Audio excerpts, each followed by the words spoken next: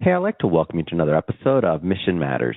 My name is Adam Torres, and if you'd like to apply to be a guest on the show, just head on over to missionmatters.com and click on Be Our Guest to apply.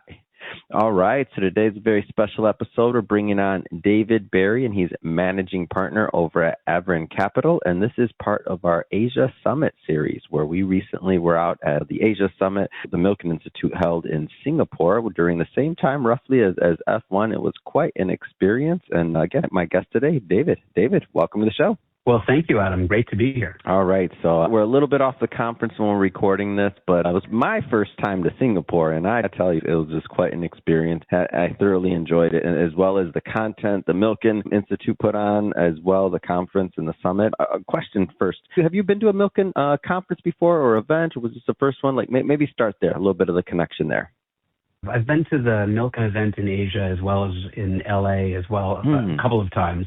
And I think they do a phenomenal job of just putting together these conferences that bring so many thought leaders together where you can have conversations and opportunities to interact that really you can't have in many other places. And this event, like what they've done in the past, was up to the par that you expect from Milken. Oh, so you're a veteran. You've been to the global one. I'd only been to the global one before this, so this is my first time venturing out of my little safety in Beverly Hills. I mean, my comfort zone. I shouldn't say safety, my comfort zone. So this is the first time I ventured out there, and you've been in multiple markets. What keeps you coming back? A lot of things you can do, a lot of events, a lot of conferences you can follow. What keeps you coming back to this one? Well, I think there's a couple things that happen at the Milken Asia Summit. One is the timing of the event is really interesting. So many years it overlaps with a super return conference, and it's pretty much every year right before the F1. And so ultimately what you get is, how do I put it? Just about everyone going to Singapore. And what it does is it just creates this amazing melting pot where at the conference, around the conference, your ability to meet with people and have inspiring conversations is hard to match. Yeah, and it was quite an experience for me. And so you've been going, so I was in the right place, and I was like, how come people didn't tell me before? I like to be in the in and the no. Nobody was like, Adam, you have to come to Singapore. Now I know. David, I want to get into Averin Capital a bit. Maybe start with a little bit more about the firm and what you do. Sure. So Averin Capital is a firm I founded with my brother. We are focused on the transformation of health by technology. So what do I mean by that? Well, health is a $5 trillion sector in the U.S. alone, and the entire field is getting transformed at an alarmingly quick rate. So if you think about what health is, right, when we go to a doctor, when we get our medicines, going to a pharmacy, whatever it happens to be, imagining what that's going to look like 20 years from now, it's pretty clear what we do today and what we do 20 years from now are almost going to be disconnected. And the journey that our health system walks between now and then, I think is going to be one that goes through phenomenal change, whether it's because of factors like AI or this move towards decentralization, right? This shift from hospital care to community care at any different level, people taking an interest in their own care. Think about the kind of longevity trend that we're seeing domestically and globally, the process of automation that's been taking over a lot of healthcare. And on top of that, frankly, government. And what's interesting is right now, outside of, say, some one-off issues, changes in healthcare is something that Republicans and Democrats actually tend to agree on. And that's kind of interesting when you can find these areas of common interest, because we all want better health.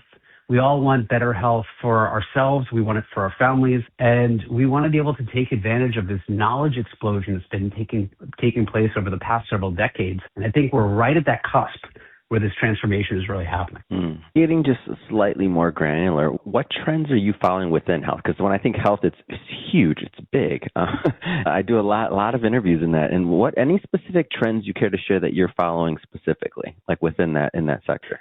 I think there's a number of things that we're looking at. I'll just give a couple of examples to bring them to life.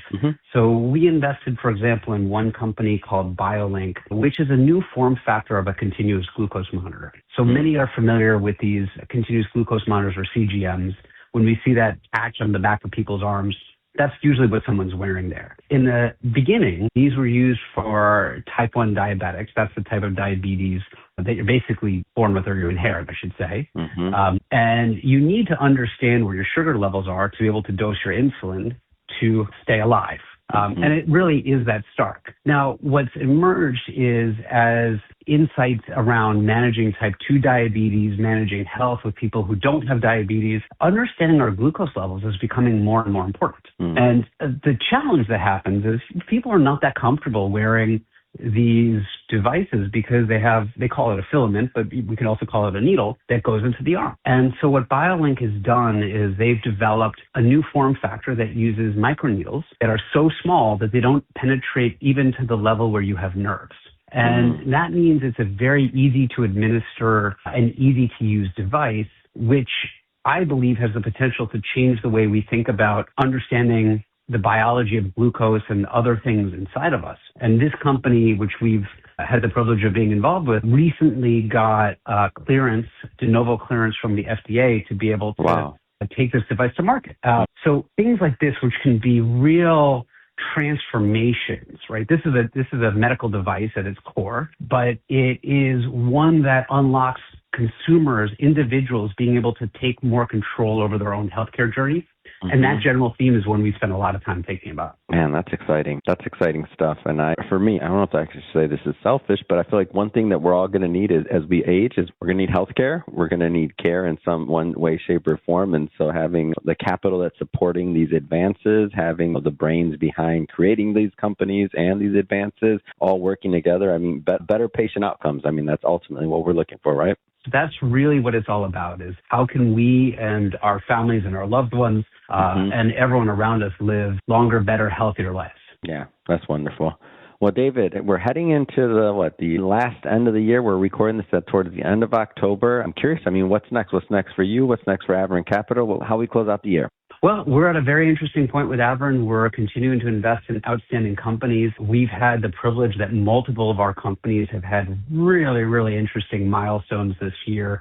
BioLink, of course, with its recent clearance from the FDA, Freenome with a recent partnership announced with Exact, and looking to, of course, continue to expand our investment portfolio. And we have very high hopes for what our investments are going to manifest into.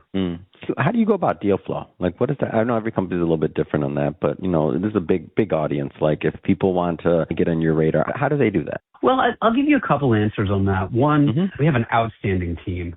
So in addition to my brother and myself, we have the great privilege of being joined by people like Jeffrey Lowe and Tristan Hunt, who have a tremendous amount of experience in the space, as well as Hokim Ben Tomaszewski, who've been working with us for some time now. And just with our personal networks, of course, that helps us access deals. But look, we're always looking to meet great entrepreneurs. And I think that's really what the business is how do we find the great entrepreneurs, not just the ones that our networks overlap with, but the ones that we don't know where they are. And our goal really is to become the best friend of CEOs, because we've helped build companies in the past. We are operators. We are investors by our background, and that's where this partnership comes from, of can we collectively imagine what the best future for this company is and lock arms to build it together. What do you look for in either a founder or founding team or executive team, or as you're kind of evaluating a company? Like, what do you look for when it comes to the people behind it? Well, first of all, I mean, I think people are the essence of any company, right? You can have a great idea with a bad team and it won't go anywhere. But you can have a mediocre idea with a great team and it can be a home run. Yeah. You're like, how'd they do that? Exactly. And, whenever you look at those sorts of outcomes, it's just the team. And what do these teams look like? Well, one, you want teams that are willing to really put it all on the line, right? So if teams have that ethos and that structure that they are here to win and that they are fully invested. I mean, the expressions like burn the boats and all of that have been used in many of these cases. But that's really what you're looking for. It's true, though. Are they leading? Yeah. That's exactly it. Like, if this is an option and they're just spending their time, look, when things get hard, because in every company things get hard, you want to know how they're going to behave. And that's when companies get made, is when management leans in those moments when things get hard. Yeah, it's great. David, really enjoyed my time with you today. If somebody's listening or watching this and they want to learn more about Averin Capital or to connect, how do they do that? Well, you can always find us at averincapital.com. You can find us at LinkedIn. You can find me. You can find my brother, Eric. We're usually pretty on top of it and always happy to connect with entrepreneurs and anyone else that wants to connect. Amazing. And for everybody listening, just so you know, we'll definitely put some links in the show notes so you can just click on the links and head right on over, check out the website and connect, of course. Speaking of the audience, if this is your first time with Mission Matters and you haven't done it yet, hit that subscribe or follow button. This is a daily show, each and every day, bringing you new content, new ideas, and hopefully new inspiration to help you along the way in your journey as well. So again, hit that subscribe or follow button. And David, thanks again for coming on the show. I'll see you at the next Asia Summit. Well, thank you, and looking forward to it.